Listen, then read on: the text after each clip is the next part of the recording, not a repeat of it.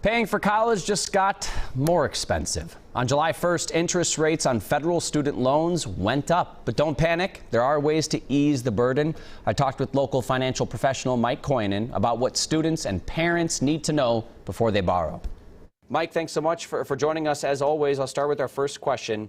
How much more money will students be spending this time around? Yeah, well, it's for this coming school year, and for the most part, the rates have gone up about 1% right across the board. It's 0.9 and change. So roughly you can count on almost a 1% increase, and that's for, undergraduate loans, graduate loans, the plus loans out there, about a 1% increase. So what does that really mean to you as the borrower, whether it's, the parent or the student?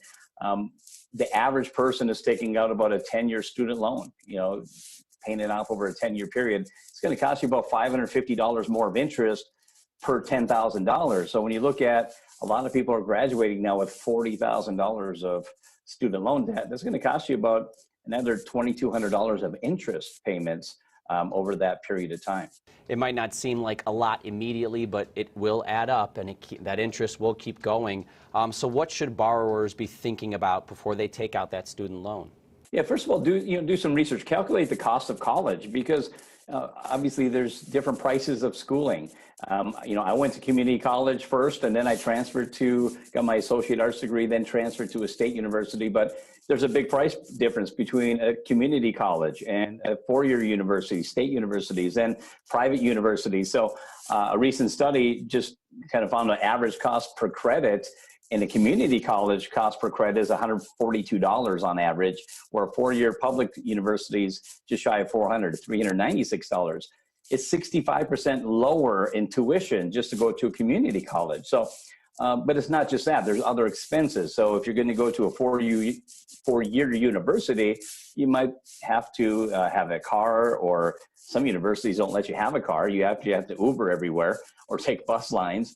But you're going to have other expenses on top of that, living expensing, food, and stuff like that. So do the research first to find out what can you afford, what kind of university is going to fit, for you. And once you've kind of honed in on that payment, whether it be for your cost of living, your books, your food, and then of course the tuition, just maybe breaking it down into a budget of sorts, maybe by month?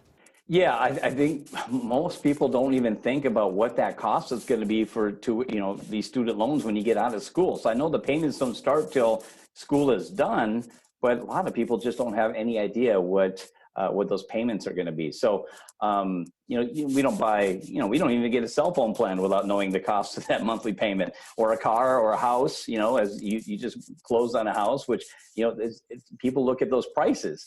And so figure out what that's going to be, because I think people think when you get out of school, you're going to have so much money, you don't even think it's going to be irrelevant, but really it's not, because you're paying for your rent, or and car payments and insurance and food and gas and everything. And then you find out, I don't have much to pay this student loan debt.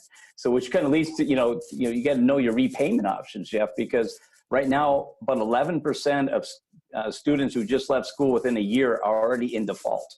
And we don't want that to be an issue for you. You have to know your repayment options. There's over 8 different repayment options available. Some are income-based, job-based. You can extend them out up to 25 years, these student loans. So find out what is best for you. And I always recommend, I have on my website a student loan calculator as well. So you can go and figure out, kind of play with the numbers, what those payments look like, because you want to make sure that you're going to get into a loan that's going to be doable and feasible based off what your degree is going to be and what kind of job it's going to look like. And you mentioned already, people might have expectations about how much money they're going to be making right out of college, but this isn't something that they're just paying off those first 4 to 5 years. People need to start thinking decades ahead. Isn't that right?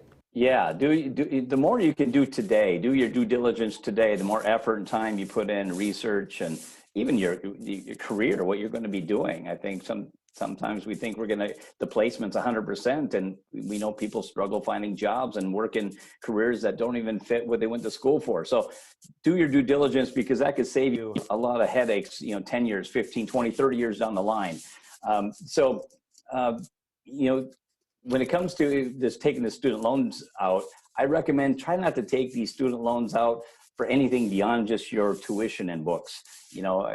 A lot of times they're pushing to take out these living expense loans and these plus loans. And I think if you can just try to limit it just to tuition books, that'll help you. It's the student going to school, but it's really the whole family that can get involved in all of this. So proper planning, of course, important when you're getting these college loans. Mike, thank you as always for having some time to talk to us and helping the future financially get ready. Thanks, Jeff.